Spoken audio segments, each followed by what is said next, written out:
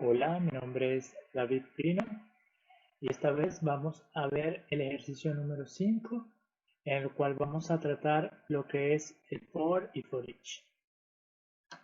También haremos una previa a lo que es los arrays eh, para así utilizar de una mejor forma los for each.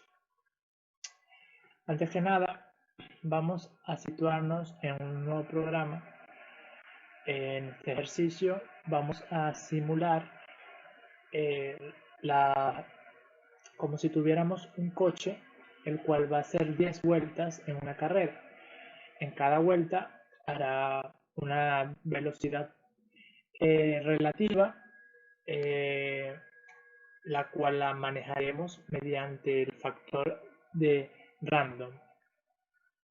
Y también luego de hacer las vueltas de forma aleatoria, resultará una tabla de puntuación desde la primera vuelta hasta hasta la décima vuelta con las velocidades más altas que se han logrado. Esos valores sí serán estáticos debido a que los utilizaremos y los asignaremos en array. Vamos a explicar un poco las primeras variables que utilizaremos para definir este programa. Primero que nada están un valor entero que se va a llamar laps, que son vueltas en inglés, y vamos a definir 10 vueltas. Luego de ello vamos a hacer otra variable que la vamos a utilizar prácticamente como un contenedor, que se va a llamar top laps. Prácticamente son las 10 vueltas de la tabla de puntuaciones final.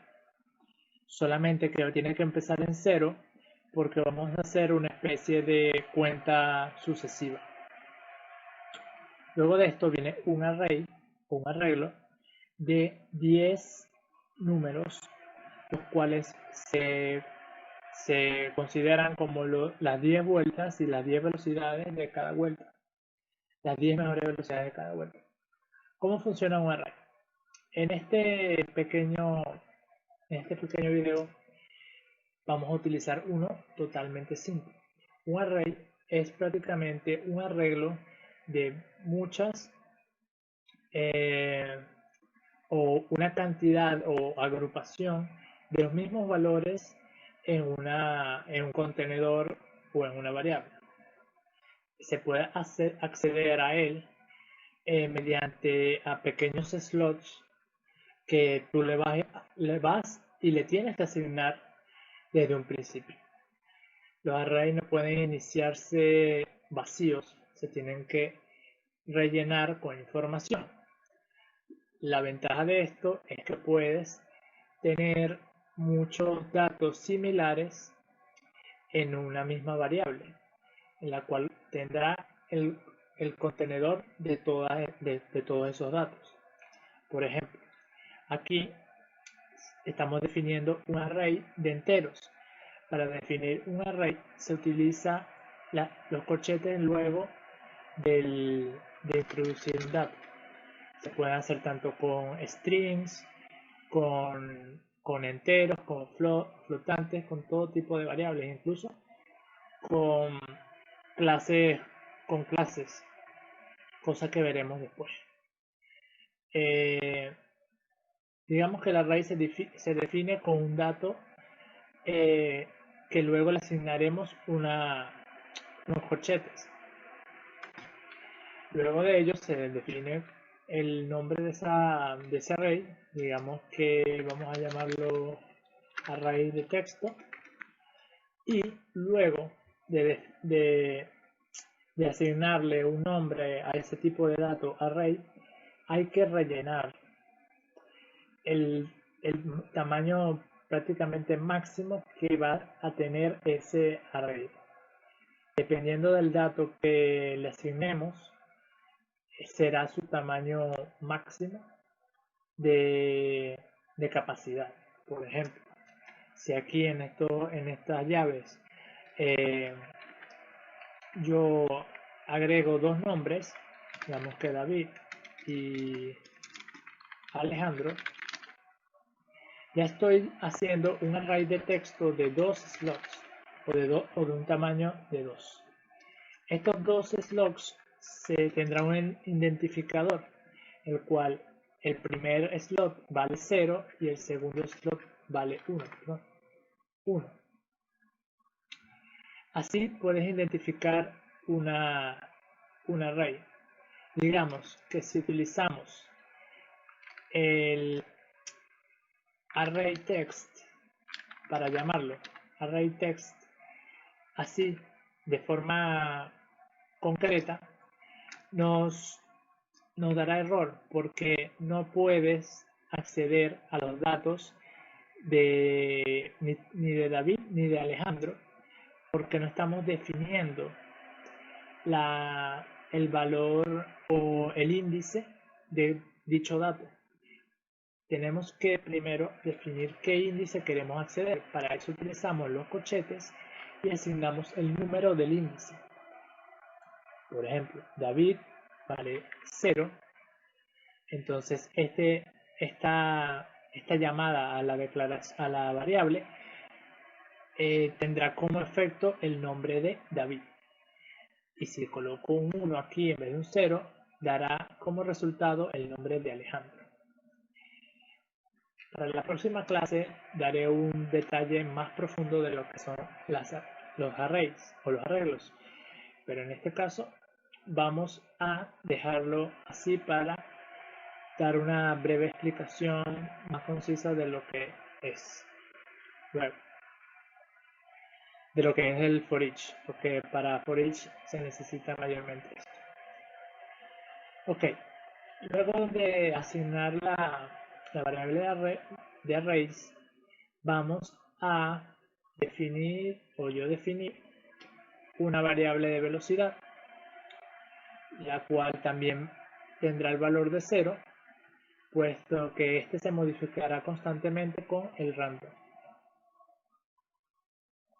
Ok, ¿cómo se estructura un for? La estructura de un for depende del valor principal, la condición y el incremento. Este es el valor inicial. El valor inicial es el valor que vamos a tomar como referencia para la comprobación, el incremento o la condición que queramos tener para iniciar nuestra comprobación. Digamos que el valor, podemos definir prácticamente dentro de un for una variable que sea la condición, el valor inicial para esa condición. En el medio, luego del primer punto y coma, viene la condición. La condición, como en el if, es la condición que se tiene que cumplir, o como en el while, es la condición que se tiene que cumplir para que este ciclo continúe hasta que se rompa, hasta que esta condición ya no se cumpla. Y luego viene el incremento. El incremento es prácticamente una función que hará que en cada una de las vueltas logre una nueva iteración que en un futuro próximo rompa esta condición y se pueda salir del for. Dentro de los corchetes, dentro de las llaves, se asignará la función que nosotros queramos que recurra a este for. Entonces, su estructura se basa en un valor inicial, por ejemplo, entero de i es igual a 0, digamos que hacemos una variable que valga 0, una condición, digamos que si el valor de i es menor a el otro valor, se va a romper la condición. Si llega i a ser mayor que que al máximo de lo que nosotros queramos colocar se va a romper esa condición. Para eso se usa un incremento, el cual esto hace que la condición menor se eleve hasta el punto que rompa y se termine el for. Aquí hago una breve explicación del operador más. Es una forma reducida de decir que la misma variable es igual a +1, o sea, es igual a un valor mayor a un valor agregado, el cual hará que se sume constantemente. Entonces, al cumplirse la condición, la iteración dará lugar a continuar la ejecución del código fuera del for. Al romperse esto, continuará. Técnicamente un for es una manera de arreglar algo parecido a un while, pero de manera más ordenada y limpia. Entonces vamos a aplicar la ejecución del for. Como había dicho anteriormente, el for se basa de un valor inicial en el cual vamos a utilizar una nueva variable, no es labs ni top labs, sino lab, sin la s, lo que representa a una vuelta, y le puse el valor de 1, la primera vuelta. Entonces coloqué aquí que si lab es menor o igual a labs, seguirá haciendo la iteración, pero si llega a valer lab 11, que será mayor que labs, que vale 10, se saldrá del for. Y luego viene la función, la asignación del incremento, en la que hago que lab se sume o incremente un valor en cada vuelta. Es decir, cuando haga una vuelta valdrá 2, cuando haga otra vuelta valdrá 3 y así sucesivamente. En el interior del for hago una llamada a lo que es la clase random, ya en videos anteriores lo he utilizado, en la cual le asigné el nombre de random velocity. Este valor se asignará dentro de la variable velocity, que aquí vale 0, porque la estamos utilizando como un contenedor vacío, prácticamente. Esta velocidad será igual a la velocidad random de entre 0 hasta 300. Recuerden que el método next de random es exclusivo, es decir, que el último número que asignemos aquí no será tomado en cuenta. Si ponemos, por ejemplo, un 10, será tomado en cuenta el random de 0 a 9. En este caso será tomado de 0 a 300. Ok, luego de esto va a escribir en la consola que has dado una vuelta. Este es tú, aquí va a estar el número de la vuelta y lo lograste en una velocidad de, aquí el número de la velocidad que nos dará aleatoriamente. Llamamos en el 0 a lap, que será la vuelta, y en el 1 a velocity, que será la velocidad random.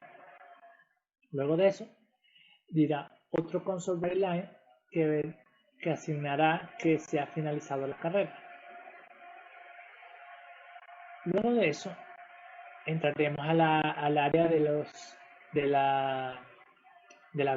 las puntuaciones más altas, en las cuales serán 10, al igual que las vueltas que nosotros hicimos, y será como una pequeña tabla que nos dirá las mejores velocidades que han hecho otros pilotos o qué sé yo.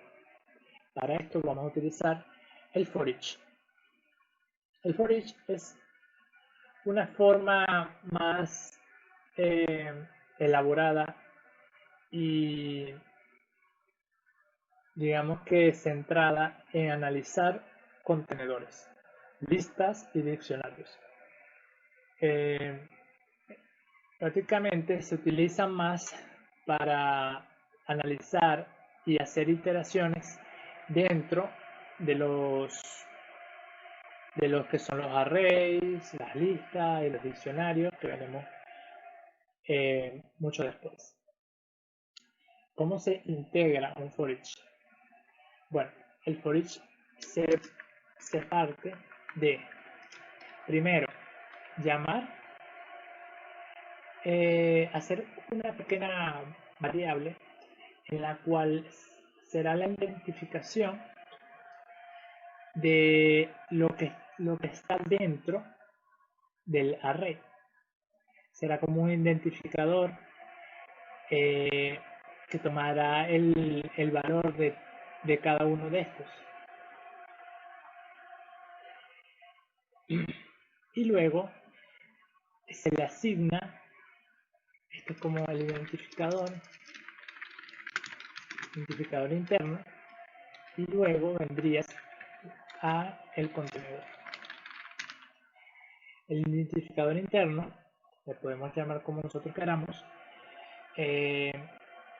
será como el identificador de cada uno de los datos que está dentro del array. Luego, adentro del for each, podemos hacer cualquier ejecución que nosotros necesitemos, pues en cada vuelta él se desplazará un valor más allá del arreglo. Por ejemplo, en la primera vuelta será este valor, en la segunda este, y en la tercera este, y así sucesivamente.